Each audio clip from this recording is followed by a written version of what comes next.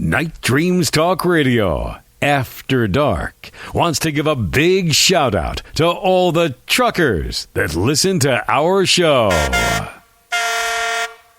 From our compound, from the West Coast to the East Coast to worldwide, both on the internet and terrestrial radio, you're listening to Gary Anderson on Night Dreams Talk Radio, After Dark.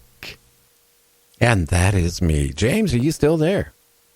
I am still here, sir. Oh, yeah. I'm sitting on my 10th cup of tea, believe it or not. Oh, boy, you'll be bouncing off the walls tonight. Now, I'll be rolling to the bathroom a lot tonight. But I can tell you, having William on tonight, it kind of was a fresh taste of, and thoughts of UFOs. It's true. Without any proof, we can only surmise, were people being abducted? Were people or cattle being mutilated? I mean, are UFOs crashing? Is there bodies of UFOs? We can only, guess. I mean, we have no proof on any of this stuff. No, all you can do is gather the data and the facts and try to figure out what's causing those facts and work from there. I do know that there is a strong pattern starting basically back with Roswell, because there was obviously, nuclear testing and weapons built there where the UFO crashed. But if you go through history, there's been a lot of sightings where UFOs have been over nuclear facilities, especially that one in Minnesota, Montana in the 60s, where they've knocked them offline. They pretty much could saying we can control these whenever. And if you ask me, that is dangerous because there's been reports, not just the United States, but Russia and all other countries that have nuclear things. We could have almost been in a nuclear war because, it's going off like, something's going on with Russia. It's showing a nuclear missiles going to be fired, and it's not. Maybe the UFO is manipulating that. And so they, in that factor, they are kind of dangerous. And anything that flies into your space can do whatever they want, and your military can't do nothing about it. To me, that's dangerous. Oh, I agree with you. But just think about the other alternative. Let's say when they flew over these silos, right? Instead of shutting everything down, right? They could have advanced and caused the missiles to fire. And they could have created a war. I mean, purposely. Just think about that. Yeah, they could have pretty much turned us against, our enemies back then and sat back and watched. And I think they could pretty much do that anytime they wanted to. And that's a scary thought if you think about it because it's out of our control. And anything that's out of your control is scary. It is, and it's not just been the missile silos in our country or Russia. Look what happened out of the UK, in the forest, and, sighting of a UFO on a very restricted area. It's been all these reports. So, I mean, something is out there. Again, the people that don't believe in UFOs, I guess that's their right. Okay, because we really don't physically have any proof, at least us, the population. I don't know what the military has or the government has, and surely they got stuff.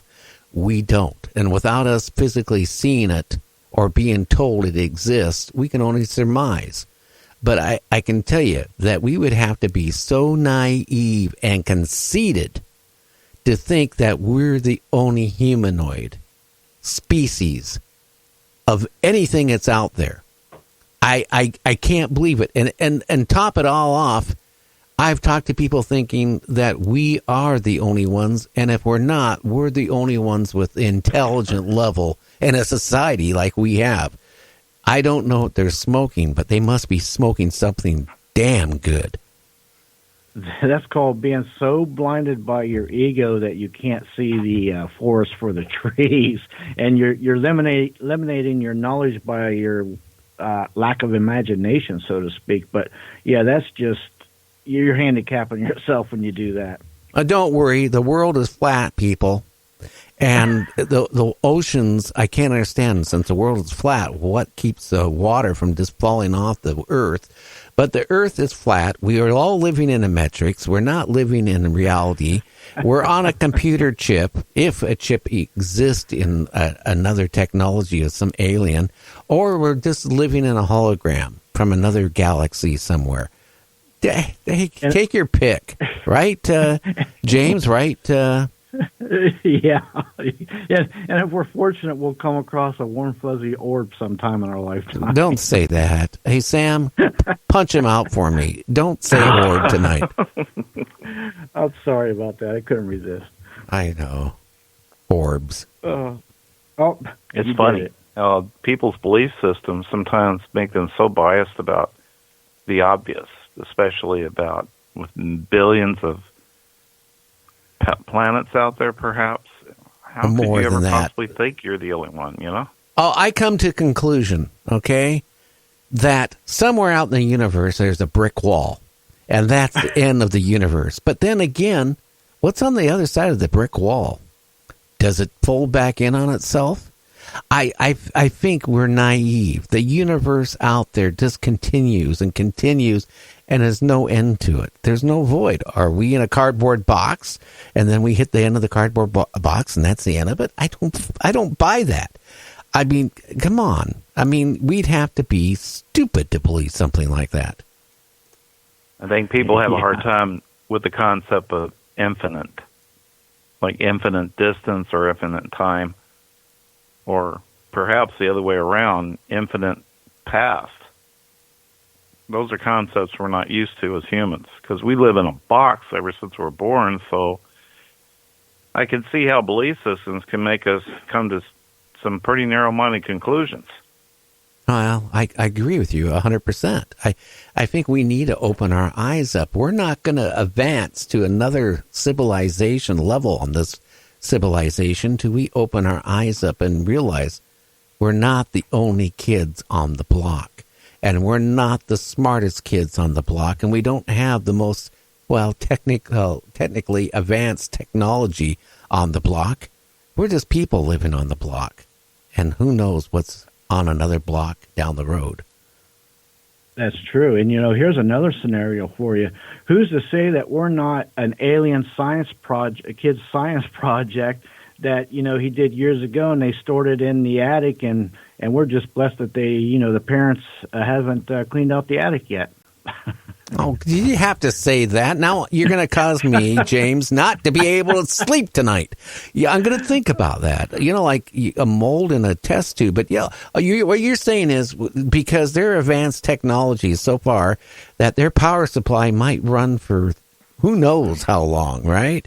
So we could just be a technology that some kid was developing in first grade on another alien planet, and we don't even exist at all. But if that's the case, when I cut myself, why do I bleed when I shave? Well, that's part of the project. And who's to say that our day isn't maybe, or our year might be a day to them or whatever. So these are all scenarios that just you can play in your head, if you really want to not sleep at night. Or someone pulls the plug and everything we know, the entire universe, just goes away in the blink of an eye. We wouldn't know about it, would we? It'd be instantaneously. You wouldn't know. It almost reminds me of the holodeck on Star Trek, because how many times did it malfunction on some of the episodes? Yeah, it did. They couldn't get out, and then when some of them became sentient, I think that one episode where one did become sentient, says, don't turn off the lights, or don't turn off the holodeck, and it was still conscious while the holodeck was off. I mean, can you imagine a scary thought like that? Your consciousness drifting around in darkness? It'd be scary. Well, that's like the scientists we talked about yesterday, Gary, that created the brains. Remember? Oh yeah, they're like the little humanoid brains that they're creating just to see what they can teach these brains, the thought waves. Could you imagine they're inputting all these thoughts into these brains, and then you have no eyes, you have no body, you're just digesting all these horror things and what your mind would process. It could be the biggest horror story or movie in all time. I think that's where I think they should draw the line. If they're taking human DNA and trying to, create mini brains to experiment on, that's not right. Okay, that is just not right. The same way if they clone a human body, at the same way just to harvest organs and stuff like that. I don't think that's right either, because you're taking something, that's physically alive, and no, I just don't buy it.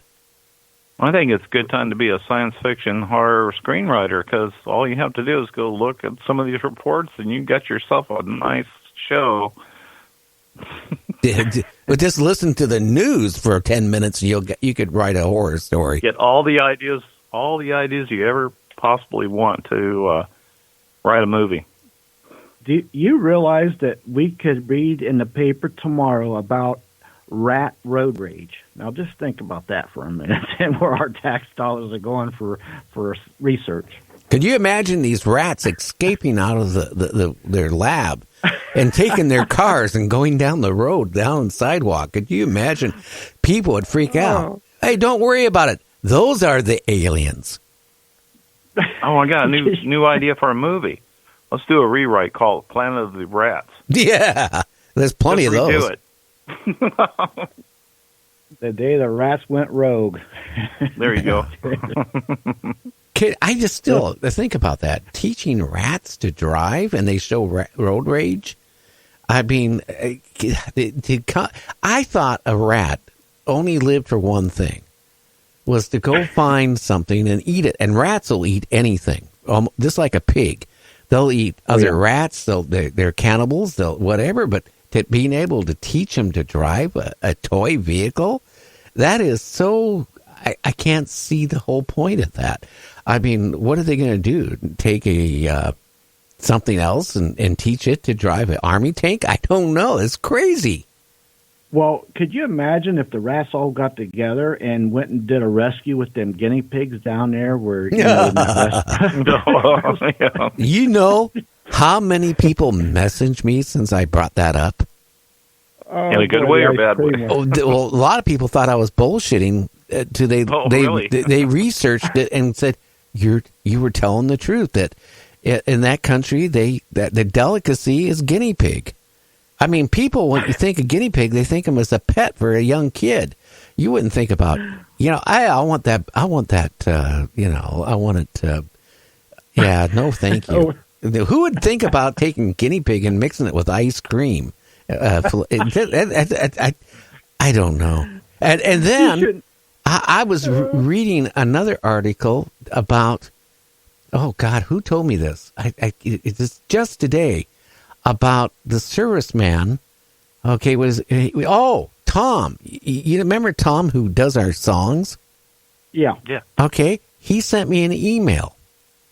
When he was in the service, in this one country, he didn't understand the language. He went in, and there was an Aussie, a military guy from Australia, was eating this like pie thing, like a pot pie. So he looked at it, and it looked really good. So he pointed at it, and they brought him one out. Well, guess what it was made out of? Oh, I'm afraid to ask. The big giant spiders in that country. They take this and they make a pastry pie out of it. Ooh, can you think of that? That would stick to your ribs, wouldn't it? Oh boy! So people, would you use the legs for a toothpick or something? I have no idea. Maybe they take the legs off and stuff. No. But these spiders, some of them are huge. We're talking huge. There's this one country, they got these huge tree spiders that are a couple feet big. Oh my! I've seen them. Them big. They're big as your hand or bigger. They put them right on the fire and they pull them right out and just start crunching on them. It's very nourishable, I guess. No, thank you.